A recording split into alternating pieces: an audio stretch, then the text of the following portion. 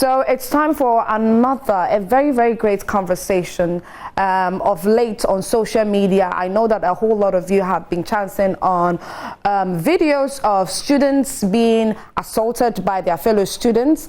Recently, just yesterday, one trending story on social media was an assistant headmaster who had slapped one of his students in senior high school. There are so many other stories in relation to bullying and other violent acts in senior high schools and other, not just senior high schools, but schools in general. And now, since the inception or since the National Peace Council was passed in 2011, what has been their impact? What exactly have they done? Do you know about the National Peace Council? Even if you've heard about them, do you understand what they do? And so for this discussion, I have seated with me an abled woman who is going to have the discussion with us into details for us to better understand the role that the National Peace Council plays, especially in the lives of the youth, because you know the youth, we are the future. And so seated today is Mrs. Janet Sane Kumar, who is the Director, Capacity Development and Outreach of the National Peace Council. Good morning. Good morning. How are you? I'm fine. Right. So I know that viewers, a whole lot of people have heard about the National Peace Council, but don't really understand who they are and what they do. They've seen them in the news, they've seen you in the news and then all that.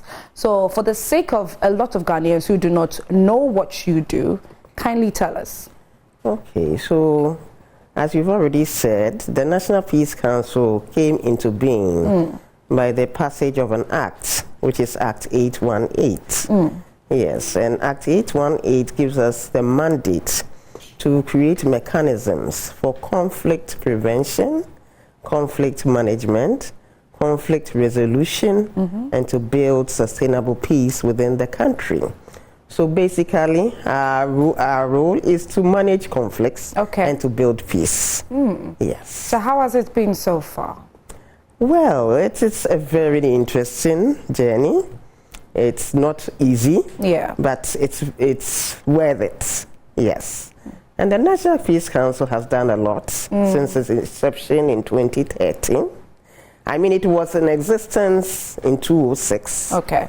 But as at then, it had not become a statutory body. Okay. It became a statutory body in 2011.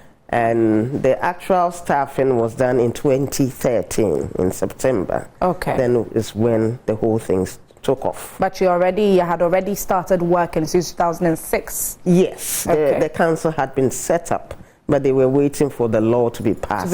To back it. Okay. Yes. Okay. Now let's come to the composition of the members of the council. All right. Right. Yes. And so the council of the National Peace Council, or the board, is a very interesting one. Okay. And that is because those who created the act realized that managing conflict and handling conflict is a very complex thing.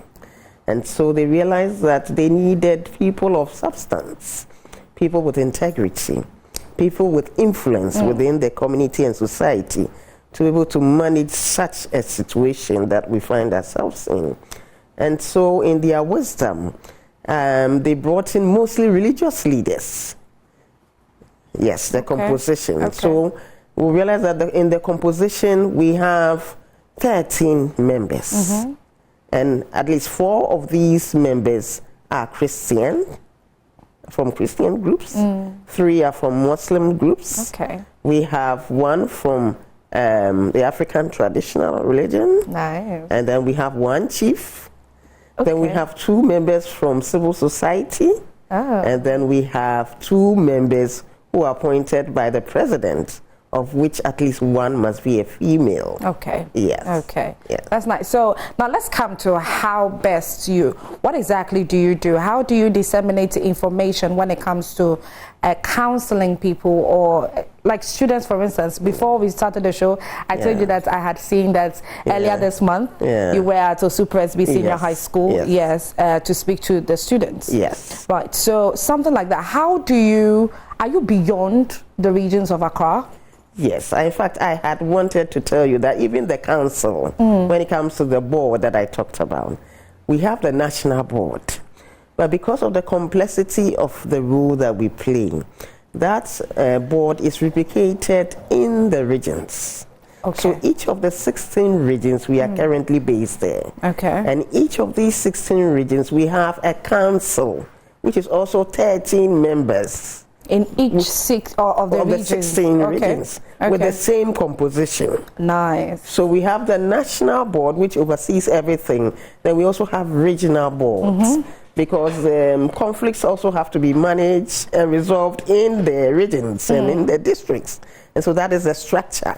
Even when it gets to the district, you also have to have a district council.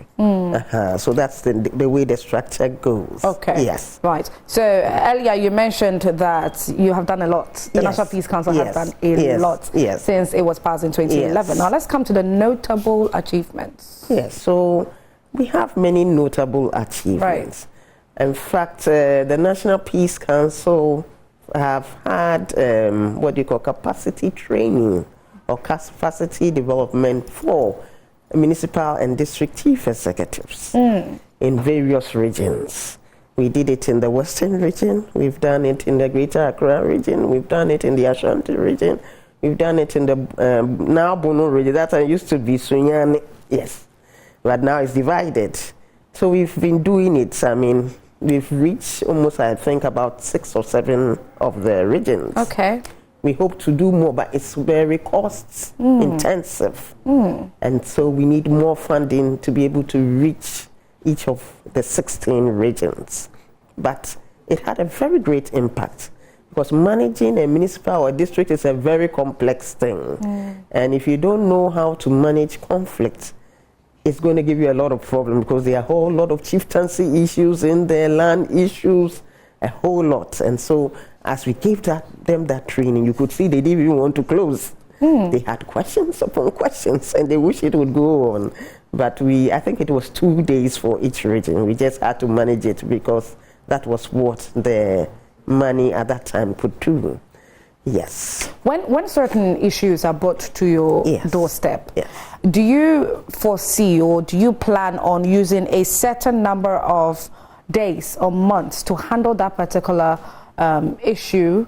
And has there ever been any situation where whatever you planned on, it just ended up going beyond because maybe it was way out of your hands? Has there ever been a situation like that? Yes, you know, in things like conflicts, especially managing conflicts, which is done a lot in the regions, you know, they have to sit down and mediate in conflict issues between 2 communities and things like that. It's a very complex issue, and most of the time it may outlive what you have planned. Right. It's like Boku. Yes. It's a painstaking thing. Sometimes by the time you get to the middle, the whole thing flares up again, and you have to start again. Wow. Because you have to take the historical context of the conflict. You have to do conflict analysis. You have to meet different fielding groups behind the scenes. And most of these things are done behind the scenes. It cannot be brought public, especially when you are managing conflicts between people. It has to be done behind the scenes. But you need to be very bold and do it. And that's why we have, besides the staff, we also have these council members to help when it comes to some of these things. Because they need someone who is neutral, someone who has integrity, someone they respect to manage some of these processes. Yes. Earlier you mentioned that a lot of funds is needed to push this.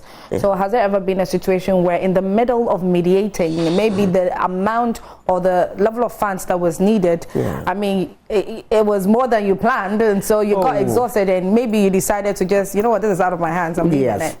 Yes, I think for the mediation they do in the regions, most of the time, the funding is inadequate.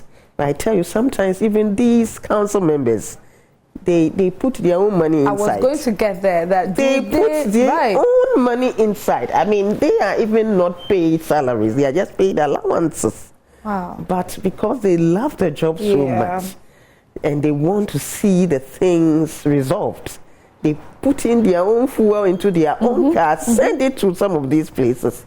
They put in their own money to be able to help resolve some of these issues. Yes. With the recent cases happening in senior high schools, yes, of violence, of bullying, and all that, how is the National Council engaging the youth? Yes, in fact, we have been engaging the youth all throughout the regions. This youth engagement is something they do all the time. Yes, they go to schools right from the primary through the GSS, the SSS.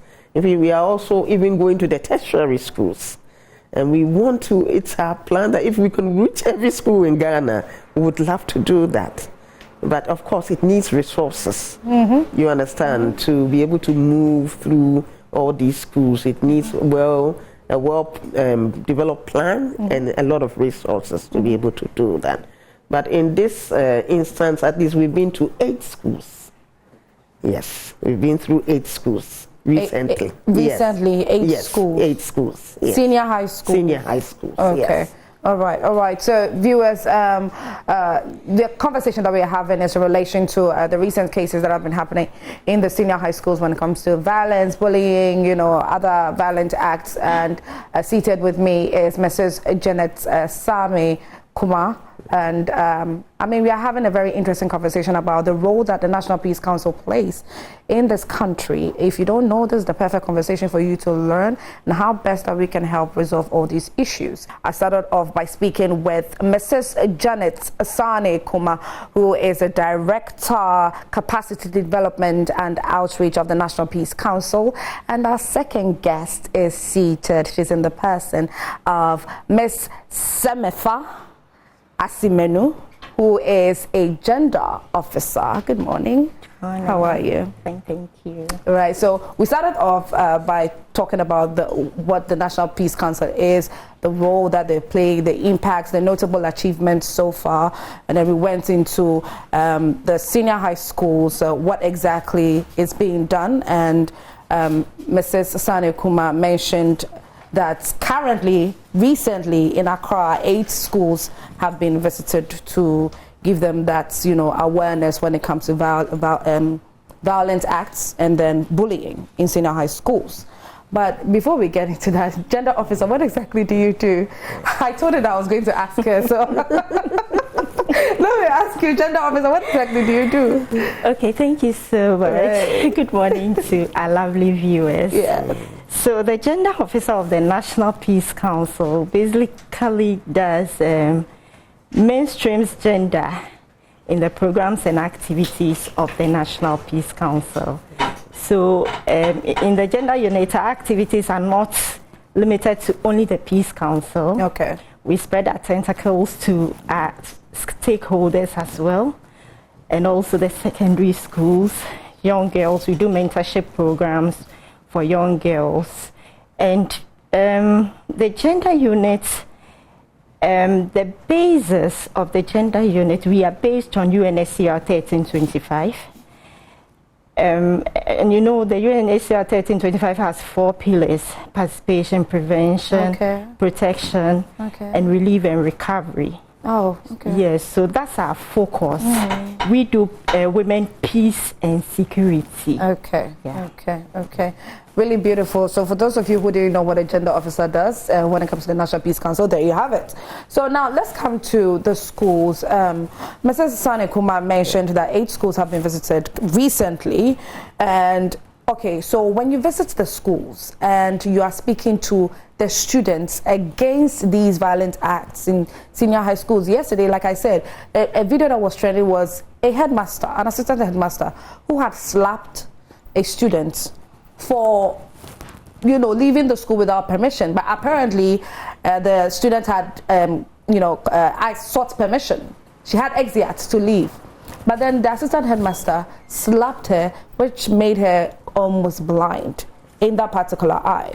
So when you are going into these schools to preach and to teach these students, what about the teachers? What do you do for them? Because definitely in schools there are different ways of punishments that are meted out to all sorts of crimes, all sorts of unnecessary acts in senior high school. So what do you do for the teachers? Okay, so most of the times when we go to the schools, we have the teachers present. So whilst talking to the students, we try to talk to teachers as well. Okay. But we have something in the pipeline which we soon would roll up in the secondary schools as well, because of what is happening in our schools with teachers, headmasters, and we are thinking of having a sensitization for the teachers and headmasters as well. Okay. So we are not limited to the students. Going forward, we will come to the teachers and the headmasters. That's really great to know. Now, I know that in senior high school, there are certain things that is a norm. You have to go through, especially if you're a fresher. You have to go through, you have to serve your senior. If your senior calls you, go fetch a bucket of water. Hey, what did you do? I'm punishing you. There's a video currently trending on social media of one senior who called a junior to carry a bucket of water with and make a soapy solution, and asked him to take a scrubbing brush. All the stones on the pavement, he should pick it and then scrub each stone one after the other. It's currently trending on social media.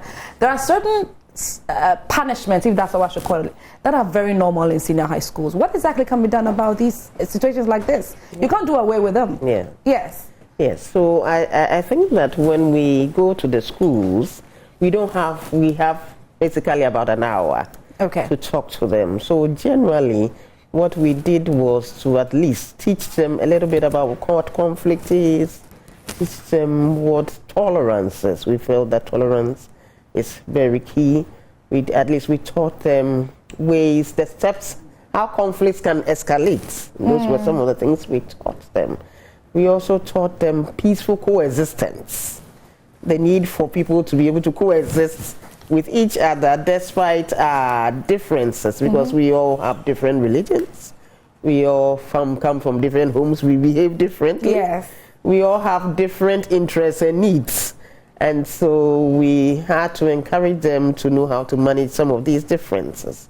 We've also warned them strongly about these issues of bullying and misbehavior.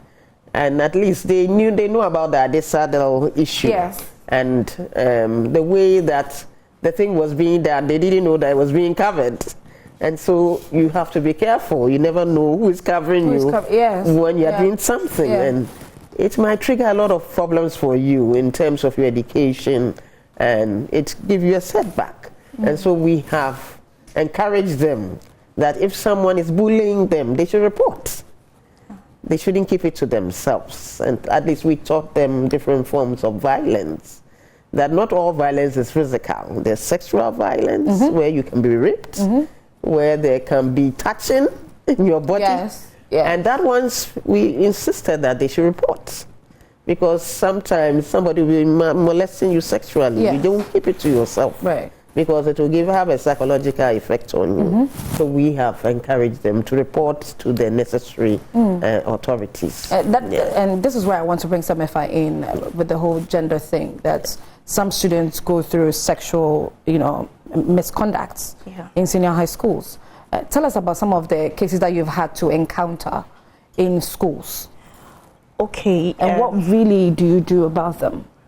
Okay, for now, the Peace Council, we've not received any complaints. Okay. But we are aware these things happen. So I talked about mentorship programs for the young girls. So what we do is that we tell them some of these things. You don't have to keep quiet. You have to report to the appropriate authority. Yes. So so that's what we do for now. But as and when we receive complaints, then we would have to collaborate with the Ministry of Gender. They have a department and the Ghana Police Service for gender-based violence, so we deal with the issue. Is it easy to get to you, to reach you? Yes, very easy. Okay. Very easy to get to our units. Okay, so after you go to the various schools and you teach these students about all these acts to eschew, all these acts and all that, after you leave, what do you do afterwards? Okay, so we monitor. We do monitoring and evaluation. How? So the Peace Council has a department research, monitoring, and evaluation. So when we do that, the monitoring and evaluation department takes over. They go back to them, what we have come to do, how is it going? You know, we have the great questionnaire. Yes, we have questionnaires. Okay. Yes, we have some indicators which they take to the schools to make a follow-up. So it's not as if we go to do the sensitization. And then you leave it? No. Okay. No. We go back to monitor and we evaluate the progress of what we have done. And so far? So far, so good. It's been so good. Right, it's been so good. So now I'm interested in knowing that, you know, after you do all these things, you go to the schools and you speak to the students and then all that. Is there a situation where you feel that you have to establish maybe a council or maybe a department, maybe the school is lacking such that you have to bring in an external person to be in the school premises to be handling situations like this in the school? Have you ever encountered such? Yeah, so you see, it's part of the Peace Council, our plan. Okay. That we will be able to hopefully establish some peace clubs in some of these schools. Okay. Yes, so it's an ongoing plan that we have, and so with time, as we get the funding and the support, we hope to be able to establish some clubs in the schools. Yes. Do you think that we would ever get to a point where certain punishments in senior high schools will be totally taken off? Well, like caning. Yeah. Because the video I was talking about, the one that is recently trending, the headmaster, the assistant headmaster wanted to cane the student, but he wanted to lash her, but she held the cane and it agitated him, and that's what resorted to the slap. Okay, I can understand it. Exactly. If you can get the video on, so that Mrs. Sani, you've not chanced on it on social media, right? I have not seen that video. Okay, yet. so that's it actually. Okay. Wow. Yes. That's bad. Yes. Yeah, that's serious. But I think that as a head teacher, also I think you need to be able to control your emotions. No matter how agitated you are, it's not your purpose to harm the student who is under your supervision, because that student has been brought to you to train. And so if you couldn't cane, you could also give some weeding or some other punishment. Right. So the resorting to violence, that is a no-no. I don't agree with that. And I think the law doesn't even allow anyone to resort to violence. And so if the student does something, there are so many ways you can give a punitive effect without harming the person. So this one is a clear example of physical violence. Yes, physical. It's not accepted. Right. Yes, it's against the law. Yeah, so you keep on smiling. Yes, because Madam has just said what I wanted to say. Yes, so okay, we'll get there. We'll definitely get there. Yeah. So Ghana Education Service has asked the assistant headmaster to step down. Yeah. Is that enough for such an act? Is that enough? Yeah. I'm sure they've asked him to step down so that they can do investigations. And so we wouldn't like to make any judgment. I think Ghana Education Service is a very sound institution, and I know they have guidelines for conduct. And so I believe that they would be able to do investigations to get to the bottom of it. And I believe whatever disciplinary actions have to be taken against the assistant headmaster, it will take place. Yes. Right. Now let's come to Ghana in general. Okay. So the Global Peace Index indicates that Ghana has dropped from second position to the fourth. To the fourth, yes. What do you think has contributed to this? Well, I would think that it is the way we ourselves, the things happening within our country. I think it's the measurement of peacefulness in the country. The global index is measuring the peacefulness in the country. And so, unfortunately, I think maybe within the period they were doing the thing, we haven't had so much peace within. I think the Boko conflict has flared up. That may be one contributory factor. I think the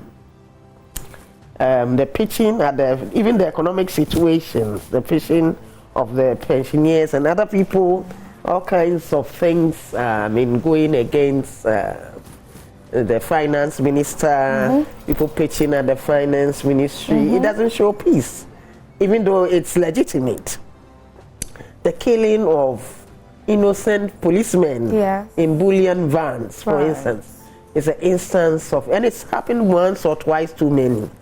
And all those show that the country may not have been so peaceful.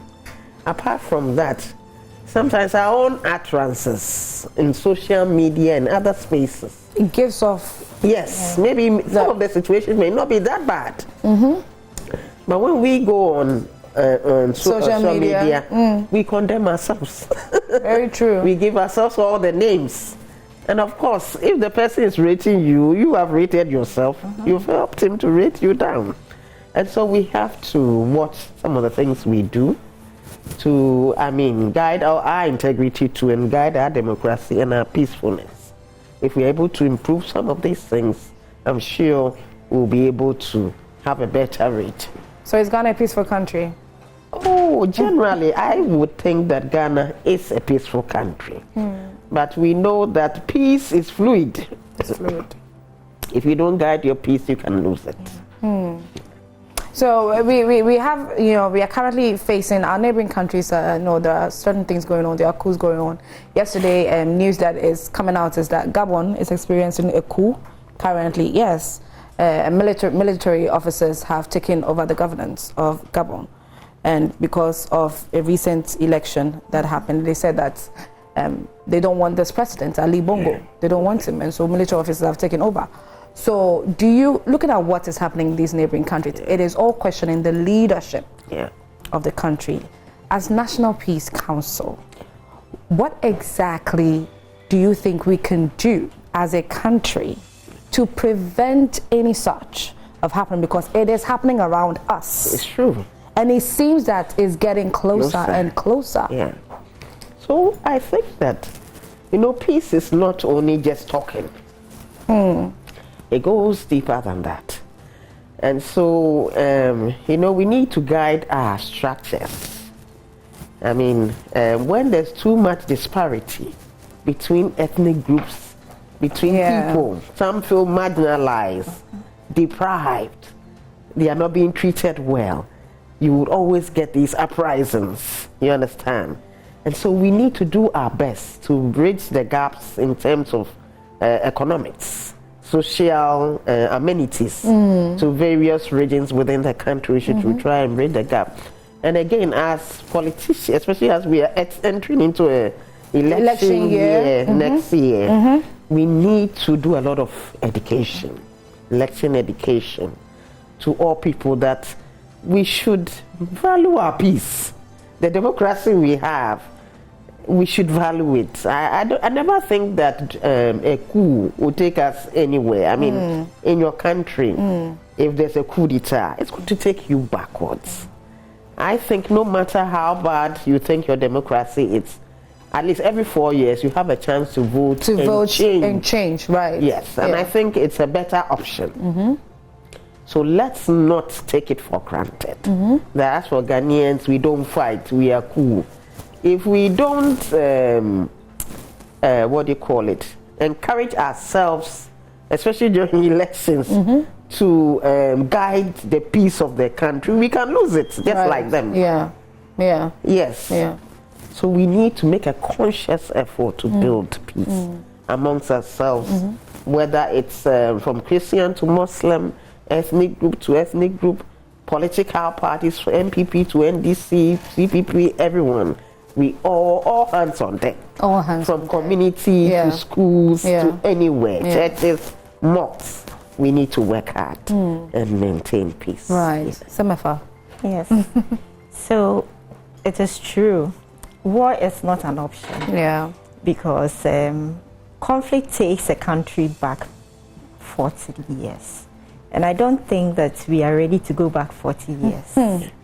So we are already struggling with the moving forward. yes, we are already struggling. So imagine us going back backward by 40 years. It's serious. So we have an opportunity every 4 years to elect new president. So why won't we take our time? 4 years is just a short time. If we think that things are not going right, instead of resorting to violence, instead of calling for coup, let's just wait. If we think that things are not working, after just 4 wait years, and then change. Thank you. Yeah. But we should also never lose the trend of violent extremism. Yeah. Because sometimes it may not even be us who would make the coup. But these extremists can also enter our country from, especially already this is happening in the Upper East and some of these border towns. There are all sorts of things happening in other Burkina, and they are trooping into Ghana. And so it goes even beyond our nation. In fact, we sometimes even have to support certain nations also to try to keep their democracy. Yes. What about the leaders? Oh, of course, that's what I talked about, the leadership, because leadership has to look at the society in totality and try to keep, you can't keep everybody happy, but to reasonably manage the country so that people will have some form of liberty, assured, and also try as much as possible not to overburden the citizenry, that they become too, overwhelmed, that they want to protest against. Because this whole Gabon thing, it's actually, like I said, it's just a few days after the elections. They elected a new president, and now they're saying that their results was not right. And so the military decided to intervene. But you see, in Ghana here, we have also had few skirmishes here and there. Yes. But what the Peace Council has been doing when it's getting close to election is, besides election education, which we do in the election year, we have been getting the two main political parties, MPP and NDC, their flag bearers, to sign a peace pact. Ah, okay. Yes. Okay. And so within the peace pact, some of these things are listed that when you have issues, resort to court processes. You understand? We did see a little skirmishes here and there in the last elections, but after being talked to after a while, they calmed down and decided to use the process. And so I think that peace pact thing has also helped. It has helped. It helps to check some of those excesses. Okay, right. Okay, so now let's come to projects that the National Peace Council is currently embarking on. Semefa. Okay, so the National Peace Council, aside the sensitization of the secondary schools, we are also doing a program on promoting the how do I say it? We are promoting confidence, the confidence between the security and the civilians. So okay, we have very important. Very important. So we are doing that.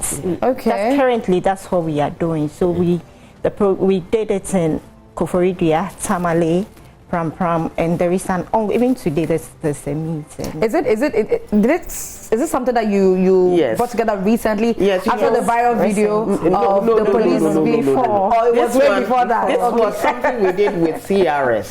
Okay. And on security and citizenry relationship. And so we brought the security together. Security think tanks and the security themselves. From different the security groupings, that is the fire service, the army, the police, the immigration, all of them. We brought them together at Koforidua with a lot of security think tanks within the country. Yes, to have deliberations, because people have been complaining about how securities behave towards civilians. And so there was a lot of, deliberations on how the security forces do their work, and also how we can improve security citizenry relationships. So that was the basis of what we did at Koforidua. It was a dialogue that was organized, yes. All that keeps on running in my head is the video of, the recent video of, you know, they throwing stones at a patrol car, police patrol car. Yes. Yeah, I don't know if you chanced on it on social media. You did. Saw it. Yeah. So wait, briefly before you go, in a situation like that, how does a National Peace Council come in? You see, the National Peace Council doesn't do we use the soft approach. Oh, the soft approach. Yes. So when it comes to there's war in a place or there's a conflict like Boku, Peace Council cannot go there immediately. Oh, okay. It's the peacekeeping that will enter, the military. Yes. And they will calm down issues for a semblance of real life to come back into place. At least, you understand. Because when the place is that dangerous, if you go there, they will shoot you. Exactly, exactly. So you have to get their tempers calm down to a reasonable. Okay. Then you can meet the feuding groups. Right. Yes. Okay. In fact, even when this Boku thing flared up, our chairman and some of the board members had to go in there. They went there safely first to meet, I think, two groups. I think they met two of the feuding groups. Okay. They went there the first time. It was successful. The second time, another group of board members were going there. They had to return. Oh. Yeah. It was too dangerous. They didn't allow them to enter. You see, so the work is not that easy. It's not easy. It's risky. Yeah. Yes, but because it's our job, you still have to do it. Okay. Yes. Oh, well, regardless, you all are risking your lives for this. Let's take some comments on social media in relation to this conversation. Good morning, I'm Jojo from Cape Coast. You know, sometimes when you report a bullying case to the housemasters, they tend to say it's part of school life, and others in this situation, what should we do? And that's something that I mentioned earlier, that there are some punishments that is a norm in senior high schools. Okay, next one. Good morning. So far, the discussion has been focused on inputs and processes.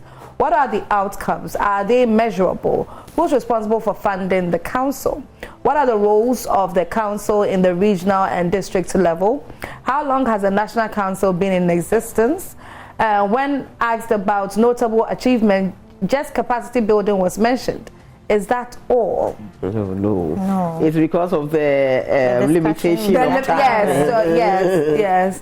And how long it's been in existence? Mrs. Sami Kuma mentioned that since 2006, but then it was actually passed officially in 2011. Okay, next one. Good morning. I think Ghana, we need to be extra vigilant, especially as we are going to our election year. Robert Agokpa from Kleko Agblekwi in the Volta region. Thank you very much. Thank you very much for your messages. Thank you for being a part of this conversation. And I hope that you've learned a lot. And yes, the National Peace Council has a lot for us all. And so, yes, we should be in line with what they have for us. And so my guests for this conversation have been Mrs. Janet Sane Kuma, who is Director, Capacity Development and Outreach of the National Peace Council, and Ms. Semefa Asimenu, who is a Gender Officer with the National Peace Council. Thank you very much for being here. Have a great morning. Viewers, this is where we end this conversation. My name is Esiedu Akomia.